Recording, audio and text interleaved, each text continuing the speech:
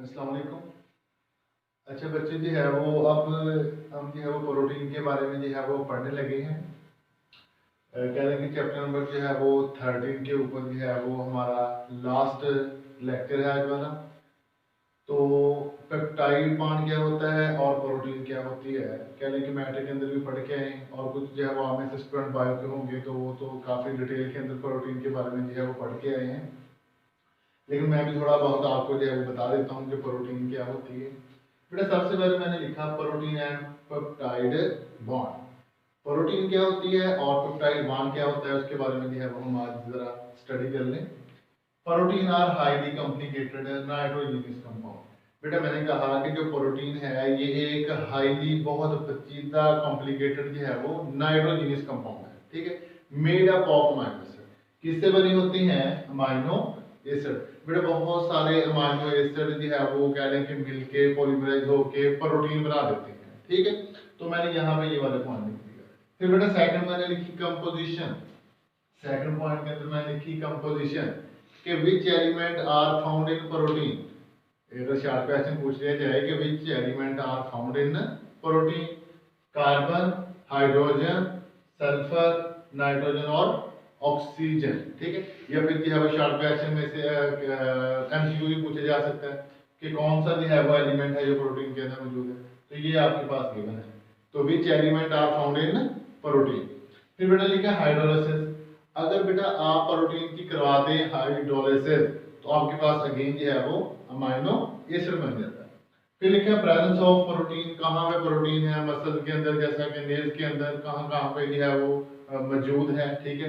Plants के अंदर कहाँ पे है, एनिमल के अंदर कहाँ, कैसे हमारे तक पहुंचती है, उसके बारे में जो है वो कह लें कि जो है वो आपको पता होना चाहिए।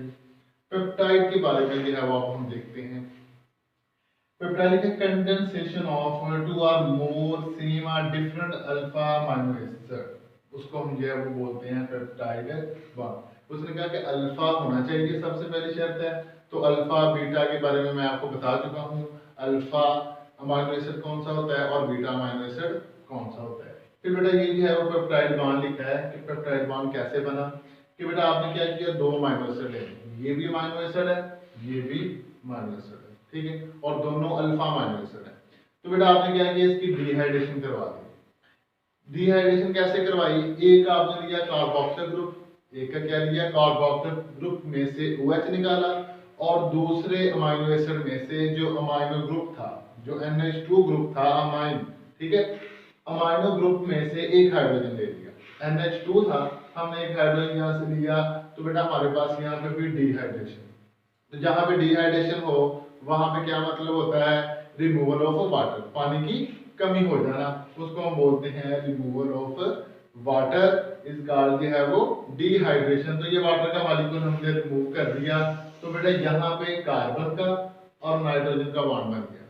बेटा किस चीज का बॉन्ड बना, यहाँ पे देखें, पहले कार्बन का ऑक्सीजन के साथ बॉन्ड बना हुआ था, नाइट्रोजन का हाइड्रोजन के साथ था। तो यहाँ पे क्या हुआ, कार्बन और नाइट्रोजन का बॉन्ड बन गया।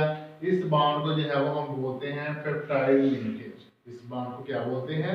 Peptide linkage. तो पेप्टाइड लिंकेज कैसे हुई कि produced between carbonyl group of N acid and NH group is called peptide linkage.